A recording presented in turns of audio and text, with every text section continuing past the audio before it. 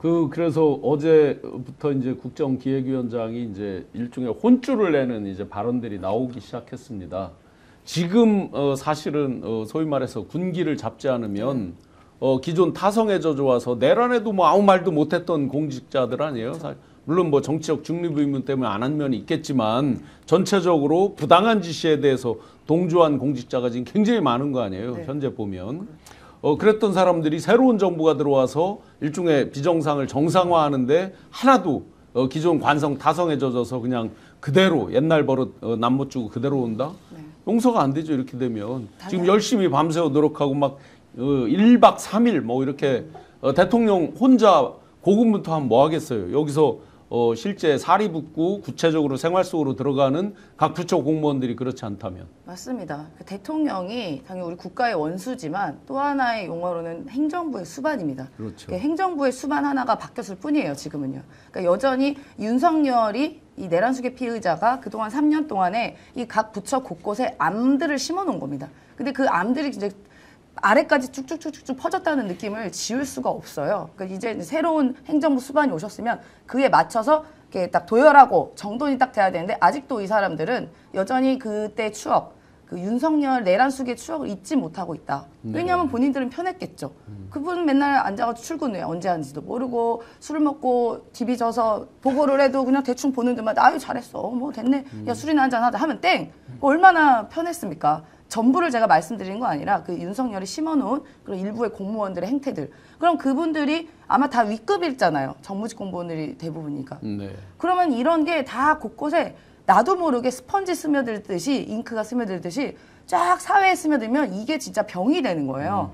그런데 아직까지 지금 우리가 정부가 출범한 지가 이제 2주 조금 넘었기 때문에 다 속가내긴 어렵죠. 근데 방법은 하나 있습니다. 지금 이렇게 해서 보고한 사람들 결국 사람을 바꿔버리면 돼요. 네. 윗단을 싹 도려내서 이제부터 이제 새로운 정부다. 우리는 기존의 집 다 허물고 새로운 집에서 일을 할 거야라는 시그널을 명확히 줘야 되고 아직까지 그 타성에 젖은 사람들에 대해서 강력한 경고를 해야 뜨거워합니다. 그래서 저는 지금 이한주 위원장께서 그 강력하게 경고하고 뭐 화도 내시고 했다고 하는데 굉장히 그 부분 당연히 필요한 것이고요. 소위 말하면 그 공무원들이 기분 나쁠 수도 있지만 이럴 때 기강 확실히 잡고 누구 뭐 처벌할 사람 처벌하고 뭐 경고할 사람 경고하고 뭐 다시 되돌려 보내고 아니면 또 심지어 자르기도 하고 하는 아주 강력하게 대처하는 모습을 보여야 이제 이 공무원 사회에서 아 지금은 이 이재명 정부에서는 우리가 옛날처럼 영수증 1억 5천짜리 한 장만 내도 되겠지? 이랬다가 정말 큰일 나는구나 라는 것을 좀 이제 인식이 돼야 될 것 같습니다. 지금 어쩔 수 없이 이제 차관 인사를 먼저 지금 해서 오늘도 5자리가 발표가 됐습니다. 관료 출신들을 다 관료 출신들을 해놨죠. 네네네. 그러면 이제 이런 관성은 별로 급하게 바뀌진 않을 것 같은데 그렇다고 보면 24, 25 김민석 총리 청문회 하고 그 뒤에 이제 보고서 채택되고 인준하고 하는 이 부분 이달 말이면 이제 끝날 것 같은데 장관 인사에 있어서 굉장히 중요하게 되겠네요, 그죠, 장관들이? 제가 볼 때는 그래서 대부분 정무직 장관 같은 경우는 관료 출신들이 아닌 사람들을 배치하려고 하는 것 같아요. 네. 관료들을 했다라고 하는 건 상황 관리를 하고 있고 조직 관리를 하기 위해서 뭐 맨 처음부터 장관이 들어가게 되면 조직 관리가 좀 안 되는 측면이 있으니까 어떤 조직 관리와 전문성이라는 측면에서 지금 안정적인 차관 체제를 바탕으로 하고 그 위에는 이재명 대통령의 국정 철학과 공약 사항들을 잘 이해하고 있는 인물들을 장관으로 배치함으로써 속도를 내게 하는 이런 두 가지를 접합했다는 생각이 들어서 뭐 이건 제가 앞으로 두고 봐야 되는 문제이겠습니다만 일단 말씀하신 것처럼 국무총리 지명자에 대한 인사청문이 좀 빨리 끝나고 표결이 돼서 국정운영을 진행해야 될 것 같아요.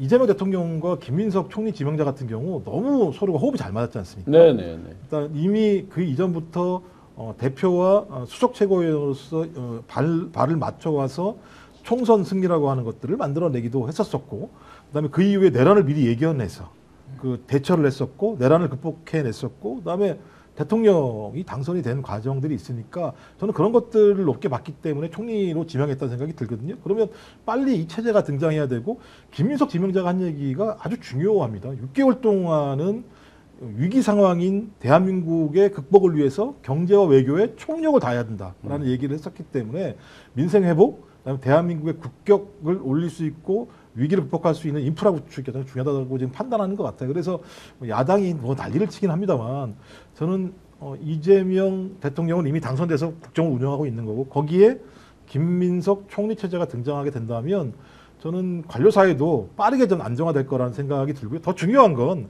관료들은 기분 나빠할 필요가 없어요.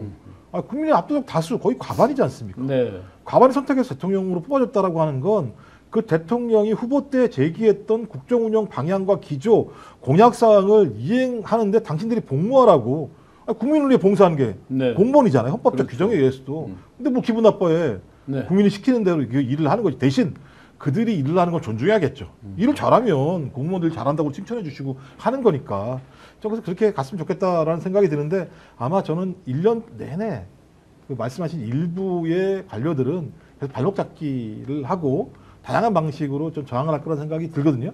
그래서 이건 좀 잘 뭐라고 해야 돼? 때려잡았다면 좀 과한 얘기인 것 같고 잘 정리가 갔으면 좋겠다 이런 생각이 듭니다. 네네. 이샤론님 사람을 싹 바꿔야죠. 그 팬민 레프님께서 사람은 절대 안 변합니다. 변한 듯이 보일 뿐 사회 경험상. 그래서 많은 위에 이제 소위 지도자급을 이제 바꾸는 것들을 얘기를 하고 있는데 안 그래도 오늘 재미난 댓글을 하나 받았어요. 네. 아까 오전에 김민석 총리 이제 내정자에 대한 여러 가지 이제 공세가 있잖아요. 네, 네. 국힘에서 특히 이제 주진우 의원 공세가 있는데 댓글에 뭐라고 돼 있냐면 국민의힘 내에서 네. 김민석 총리 내정자에 대해서 공세를 펴는 건 주진우 의원 한 명밖에 없다. 아. 나머지 의원들 중에 말을 하는 사람이 없다. 네. 그리고 이현주 의원에게 많은 국힘 의원들이 어차피 통과될 거잖아.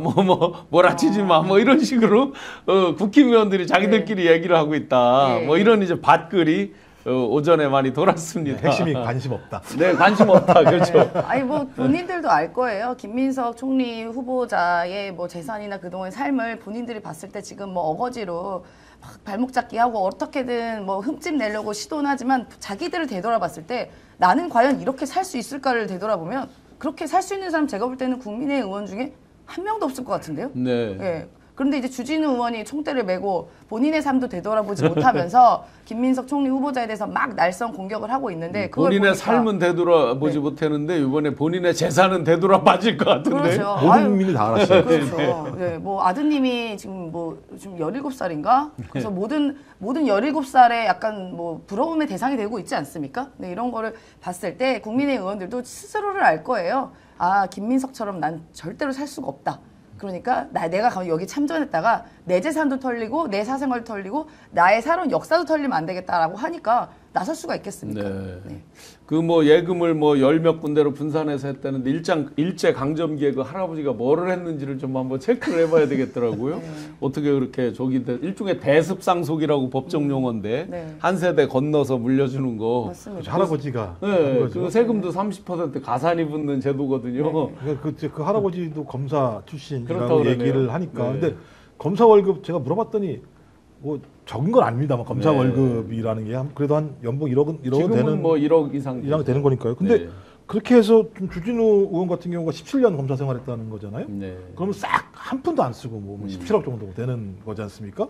변호사 2년을 했으니까 본인이 만약에 징역을 안 받았다면 70억이니까 한 53억 정도를 그냥 변호사 때 벌었다는 얘기밖에 안 되는데 징역 받았으면 뭐 그거야 뭐 부모가 돈이 많으셔가지고 징역했다는 거. 근데 징역서도 다 확인을 해봐야 되는 측면들이 다 있고요. 근데 말씀하셨던 것처럼 공감 능력이 없는 것 같아요. 그러니까 이 발단이 어떤 겁니까? 정치적으로 김민석 의원이 젊은 시절에 약간 판단을 잘못했던 측면도 있었고, 네. 그다음에 본인이 그 당시에는 기업이 정당한테 정치자금법 지원할 수 있었고 후원할 수 있었거든요.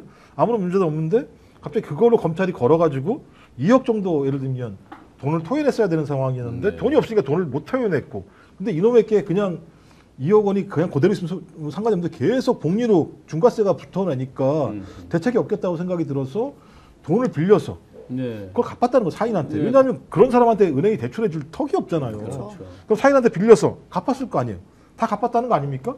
그리고 난 다음에 갚은 그 사인들한테 받은 돈을 갖다가 자기 세비를 통해서 갚았다는 거잖아요. 네. 그래서 남은 게 얼마라고요? 2억 좀 넘는다는 거지 않습니까? 근데 그걸 가지고 너는 왜 그렇게 살았냐? 재산을 왜 축제했냐? 이렇게 얘기하는데 그게 말이 됩니까? 2억을 가지고 우리가 재산을 축제했다고 얘기합니까? 재산을 형성했다고 얘기합니까? 예. 저 같으면 저 사람 뭐했지라고 얘기할 수도 있을 것 같아요. 2억밖에 못 벌었어? 그러니까요. 저도 그 서울대 생각- 나와서 예. 저 화려한 스펙을 가지고 있는 사람이 그러면 그 기간 동안 어떤 학생들 빚을 갚았다는 얘기잖아요. 빚을 안 갚은 게 아니고. 근데 이걸 가지고 엄청나게 잘못을 저지른 것처럼 얘기하는 게 이게 뭐지? 그러니까 지금 악마와 프레임이에요, 동일하게. 아이고 참. 그 정말 이 국민의힘이 그래도 국가에 세금을 지원받는 공당이잖아요. 그런데 총리에 대한 뭐 검증은 당연히 해야 되는 것이지만 이렇게 뭐 다 해명이 가능한 것들도 이렇게 잡아서 호도하는 것들이 저는 이게 세금을 받을 자격이 없는 것이요. 이 정도 얘기했으면 기존에 자기들 때 첫 번째 저 총리였던 총리. 한덕수는 그냥 네. 그냥 하고 다니면 바로 아유, 그냥. 한덕수는 지금 보면은 총리가 아니라 일상생활이 불가능해야 될 겁니다. 네. 근데 지금 그 공당이 세비를 받는 그 당이 현수막을요 전국에 다 붙였습니다. 김민석 봤어요. 총리에 네. 대해서 뭐 사퇴해라, 뭐 아빠 찬스, 뭐 말도 안 되는 그것도 다 허위 사실인 것 같은데 네. 그런 거를 전국에 현수막을 뿌릴 만큼 그렇게 돈도 많고 한가합니까? 예? 내란숙에 1호도 출당 못 시키는 당이 그거 할 말은 아닌 것 같습니다. 그렇죠. 예. 근데 예. 200만 원이 아빠 찬스예요? 아들 보니까 또 재산이 200만 원이라면서요. 네. 무슨 네. 200만 원으로 아빠 찬스라 그러면 대한민국은 다 아빠 찬스게? 뭐 논문 쓴 거를 뭐 튀겼다고 그래서 강덕구 의원께서 이 스픽스에 자주 나오시는 강덕구 의원께서 그에 대해서 직접 해명을 하는 일도 있었죠. 오늘 방송 어떠셨습니까? 마음에 들었다면 구독, 좋아요로 스픽스를 응원해 주십시오. 여러분들의 구독, 좋아요는 가장 큰 힘이 됩니다. 스픽스 구독, 좋아요